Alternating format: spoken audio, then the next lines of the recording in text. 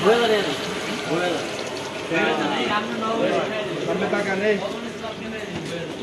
পর্যায়ে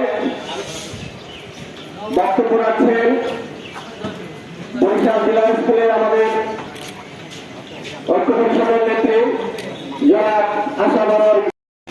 16,000 টাকায় কত টাকা থাকে, তারপর ছেলে মেয়েদের খরচ, তাদের পড়াশোনার খরচ দিতে হয়। হিসেব করে দেখা যায় আমাদের মাথায় 1 টাকাও থাকে না। যখন আমরা কোনো আমাদের বাংলাতে জনপ্রিয়ম আপনারা জানেন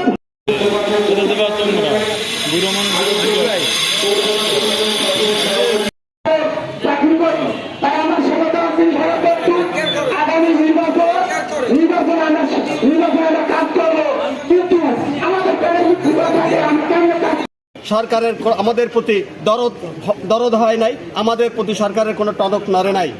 যে কারণে আজকে আমরা এখানে সর্বশেষ কর্মসূচিতে এই অনশন কর্মসূচিতে অবস্থান করেছি। আজকে এই কর্মসূচির মাধ্যমেও যদি সরকার আমাদের দাবি অবিলম্বে মেনে না নেন, তাহলে এরপরে পরবর্তী কর্মসূচি কেন্দ্রীয় কমিটি যে কর্মসূচি ঘোষণা করবেন, আমরা সেই কর্মসূচি কঠোরভাবে পালন করার চেষ্টা করব। প্রয়োজন বোধে সারা বাংলাদেশের অফিস আদালত আমরা বন্ধ করে দেব। এই কারণে আজকে আমাদের এখানে অবস্থান। এই বলে আমার বক্তব্য শেষ করছি। দাবি আদায় না হওয়া পর্যন্ত কেন্দ্র কর্তৃক ঘোষিত যখন যে কর্মসূচি আছে সেটা আমরা অক্ষরে অক্ষরে পালন করব।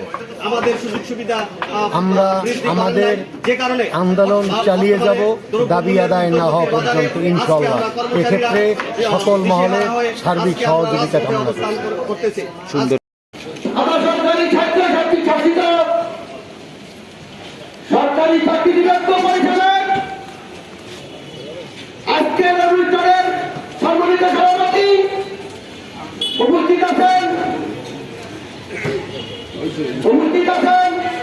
আমাদের এই সংগ্রামী নেতা, দীর্ঘদিন আন্দোলন সংগ্রামের সাথী বন্ধুরা,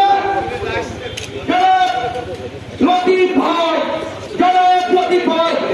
মিডিয়া ভাইরা, আমরা 15 সালের পর থেকে আমাদের কর্মচারীরা দুর্দশার মধ্যে আছি।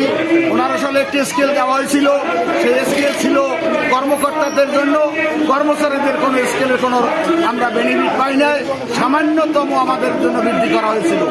এই থেকেই আমরা আন্দোলন সংগ্রাম করে আসছি।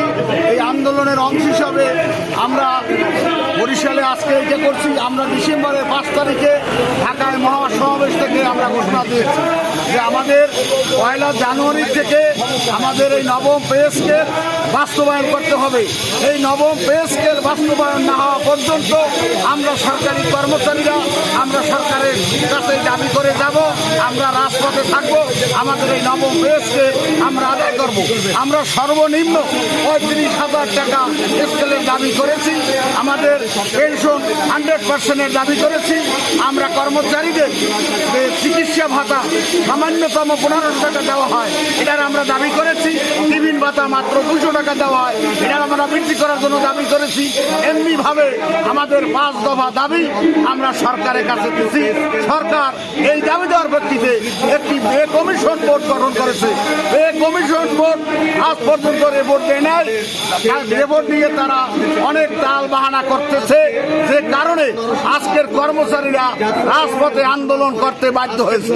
আমাদের মূল উদ্দেশ্য সরকার কাছে যে আমাদের পে স্কেল দিয়ে নির্বাচনের পূর্বেই আমাদের ঘরে তুলে দিন, আমরা ছেলে সন্তান নিয়ে আমরা আমাদের পরিবার পরিজন নিয়ে বসবাস করবো এবং সরকারি চাকরি করবো।